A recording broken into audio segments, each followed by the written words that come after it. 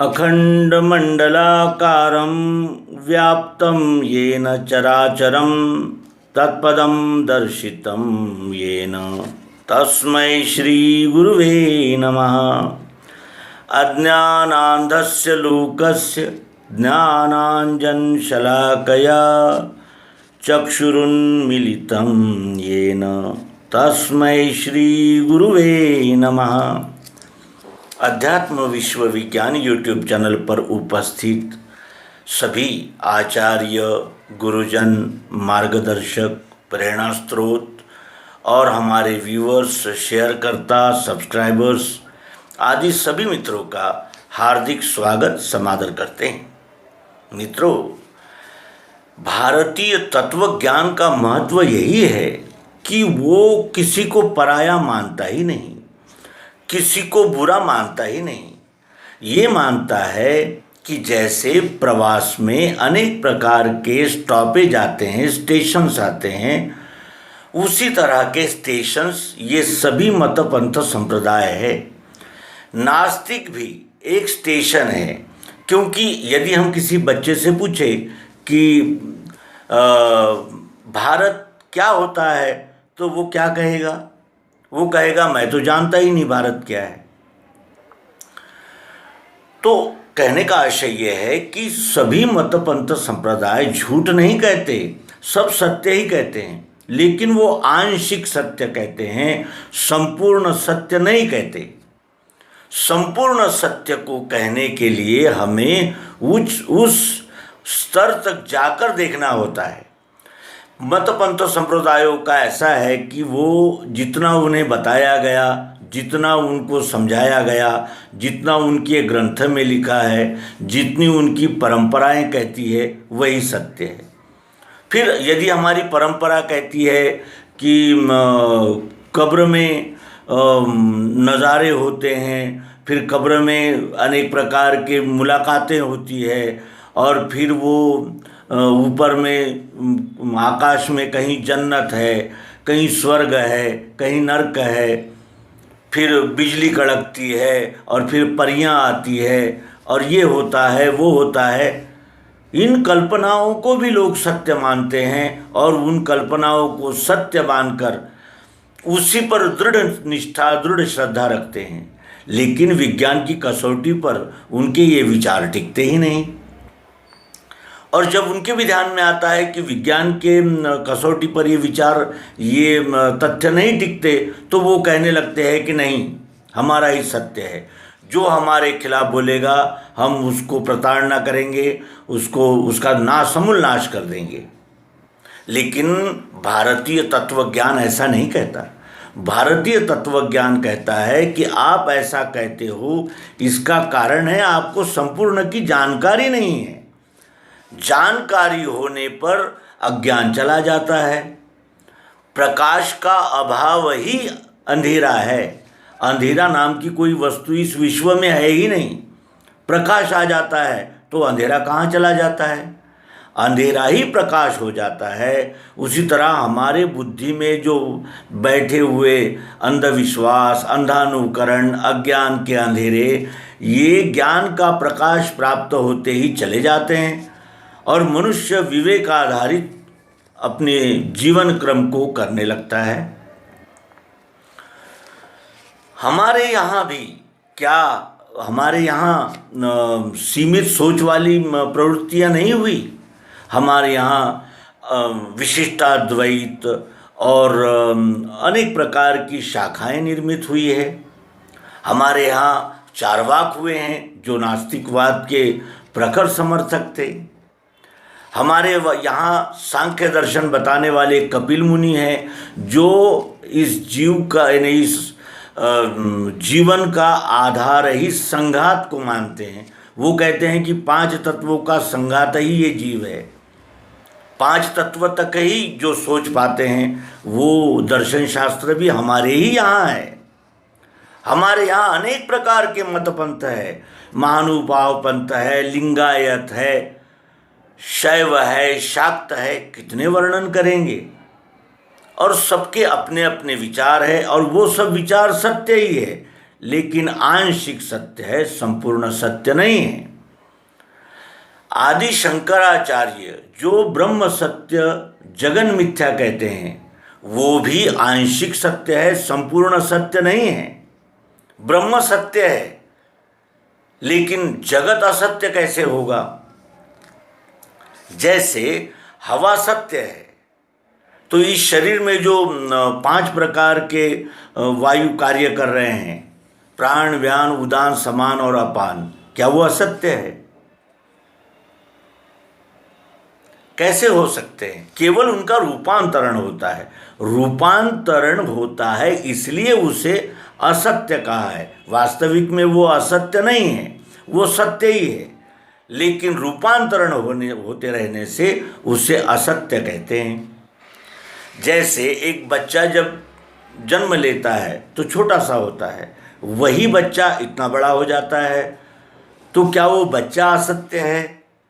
क्या हम असत्य है? स्थित्यंतर है, समय का चक्र घूमता है, उसमें विकास यानी उत्कर्ष अपकर्ष ये चक्र गति चलती ही रहती है, प्रक्रियाएं होती ही रहती है।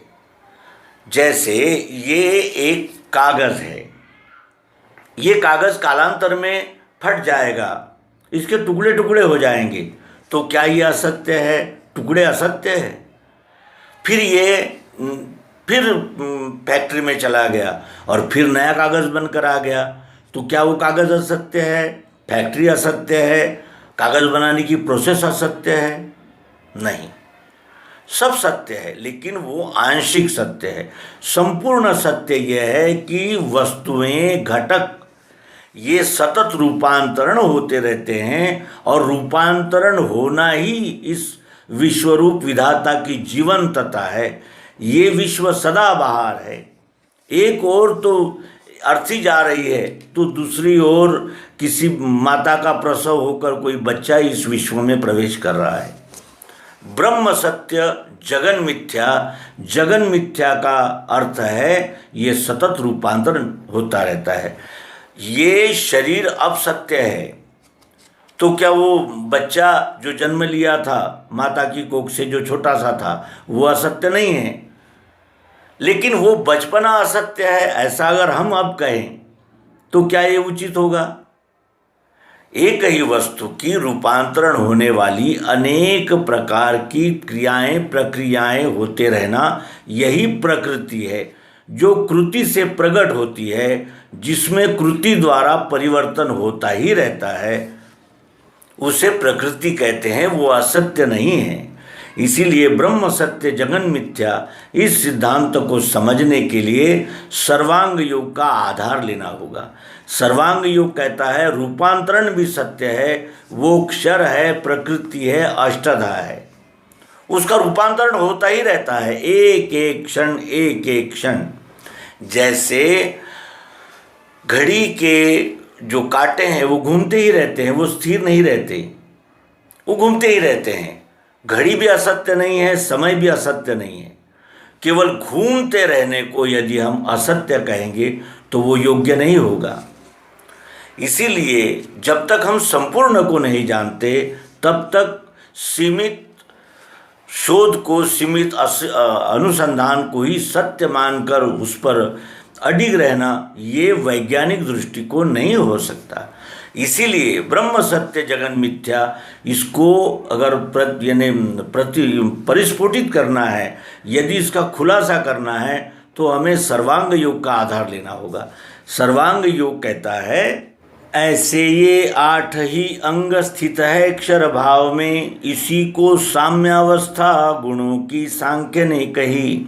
अखंड मंडलाकार अक्षर रूप फिरा करे, संपूर्ण विश्व की लीला इसी में हो रही सदा।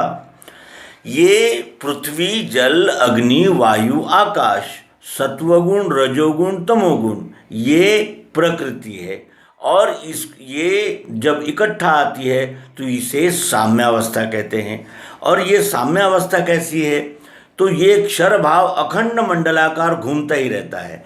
जैसे बीज से अंकुरण, अंकुरण से फिर वृक्ष, वृक्ष से फिर फल, फल में फिर बीज से वृक्ष, इस प्रकार इसका सतत रूपांतरण शुरू ही रहता है। लेकिन रूपांतरण होते हुए भी ये सत्य ही है, और ये सत्य है और था और रहेगा। लेकिन ये घूमता रहने से इसे असत्य कहते हैं। जैसे हम अगर अब कहेंगे कि वो बचपन असत्य था, ऐसा तो नहीं हो सकता। लेकिन ये असत्य और सत्य, इसका निर्णय कौन करेगा? तो वो क्षर भाव है, अक्षर भाव है। अक्षर भाव क्या है? रूपांतरण होते हुए भी अस्तित्व का रहना, ये एक अक्षर भाव है, दिखता है और प्रियत्व रूप से दिखता है, था, है और रहेगा। जैसे माता के गर्भ में आने से पहले भी हम पिता में थे, वीर्य में शुक्र के रूप में। शुक्र जब रज से मिलता है माता के गर्भ में तो गर्भधारणा होती है, यानी हमारा आना निश्चित हो गया। फिर भी हम अव्यक्त है, लेकिन जब हम जन्म लेते हैं तो व्यक्त हो जाते हैं। वही वीर्य का कण व्यक्त हो गया, और व्यक्त होकर वो यानी दिखने लगा, और फिर वो यानी जैसे बीज यानी जमीन में बोया गया, वहीं से उसका विकास शुरू हो गया, जन्म शुरू हो गया। और व्यक्त और अव्यक्त ये सिद्धांतर है उसके। माता के गर्भ में भी वो जीव बढ़ता है, उसका विकास होता है, फिर वो बाहर आता है, फिर छोटा, फिर बड़ा और बड़ा और बड़ा और बड़ा, और बड़े बड़े होते होते फिर उसका एक दिन रूपांतरण हो जाता है। तो क्या वो समाप्त हो जाता है? नष्ट हो जाता है। उसे हमने जला दिया, उसकी राख हो गई। लेकिन राख भी है, राख है, और जिससे ये बना था वो पंचतत्वों का विघटन हुआ, यानी जो इकट्ठा आए थे उनका फिर प्रसरण हो गया, वो अपने अपने स्थान पर चले गए। जैसे हम में पंच प्राण है, प्राण, व्यान, उदान, समान और अपान, ये पंच प्राण है, 5 प्रकार के वायु है। जब इस शरीर का यानी विसर्जन होने का समय आया तो ये पंच वायु में विलीन हो गए। इस प्रकार ये घटन यानी संगठन होना और विघटन होना, ये प्रक्रिया है, ये असत्य नहीं है। और इस संपूर्ण बोध को जानने के लिए हमें सर्वांग योग का आश्रय लेना अत्यंत आवश्यक है। हमारे कुछ मित्र साधक है, जीवन भर उन्होंने साधना की है, किसी मंत्र पर निष्ठा रखी है, मंत्र को सिद्ध किया है, तप किया है, जप किया है, तीर्थ किया है, और वो ये सब उन्होंने इसलिए किया कि वो आध्यात्म क्षेत्र में पूर्ण बोध प्राप्त कर सके। लेकिन पूर्ण बोध शब्दों से नहीं हो सकता, अनुभव से होता है। अनुमान कोई प्रमाण नहीं हो सकता, अनुभव ही प्रमाण होता है। और अनुभव प्रमाण प्राप्त करने के लिए हमें सद्गुरु तत्वदर्शी की आवश्यकता होती है। तत्वदर्शी ही हमें सत्य क्या है, असत्य क्या है, ब्रह्म क्या है, जगत क्या है, नाशवान क्या है, अविनाशी क्या है, और इन दोनों का समन्वय पुरुषोत्तम नाम भाव में किस तरह होता है, इसका दिग्दर्शन, मार्गदर्शन कर सकते हैं। अन्यथा हम अनेक जन्मों में अनेक मतों, पंथों, संप्रदायों, ग्रंथों में आबद्ध रहेंगे, और इसी बोध को प्राप्त करने के लिए पुनरपि जननम पुनरपि मरणम पुनरपि जननी जठरे शयनम, ये चक्र हमारे पीछे लग जाएगा और हम इसके बाहर नहीं आ सकेंगे। और विकास ही हमें पूर्णता की ओर ले जाता है। और विकास को प्राप्त करने के लिए हमारे पंथाभिमान, मताभिमान, विचाराभिमान, अपने गुरु का अभिमान, अपने ग्रंथ का अभिमान, इन सभी अभिमानों का त्याग करके वैज्ञानिक दृष्टि से विज्ञान निष्ठ दृष्टि रखकर सर्वांग योग को प्राप्त करना होगा। और सर्वांग योग को प्राप्त करने के लिए सर्वप्रथम हमें अपने मन में ये धारणा निश्चित करनी होगी कि जो सत्य होगा वही स्वीकार करेंगे। असत्य यदि हमारा आप तभी कह रहा है तो भी हम नहीं मानेंगे। अब हम मानेंगे नहीं, जानेंगे, और जानने की युक्ति ही ये सर्वांग योग है। ये माइक्रो बुक हमें आध्यात्मिक विषय के सभी अज्ञानों से पार कर सकते हैं, और इस सर्वांग योग को जानने पर ही हम अपने सभी संकल्प, विकल्प और अनेक प्रकार के जो अज्ञान हैं उनसे पार हो सकते हैं। इसका उद्घोष करते हुए इस अंक को समापन करेंगे, और अपने सभी मित्रों से जो जीवन भर स्वाध्याय में लगे हुए हैं उनसे अत्यंत विनम्रतापूर्वक हाथ जोड़कर यही प्रार्थना करते हैं कि आप कुछ समय के लिए अपने विचारों को बाजू रख दीजिए, इस सर्वांग योग का रसपान कीजिए, सर्वांग योग में कही हुई सत्य को जांचिए, परखिए, और फिर निर्णय कीजिए कि क्या सत्य है और क्या असत्य है। सत्य और असत्य के फेर में ही हम विश्वरूप परमात्मा के दर्शन से कहीं चूक न जाए, और इसी उहापोह में फिर ये नरजन्म समाप्त न हो जाए।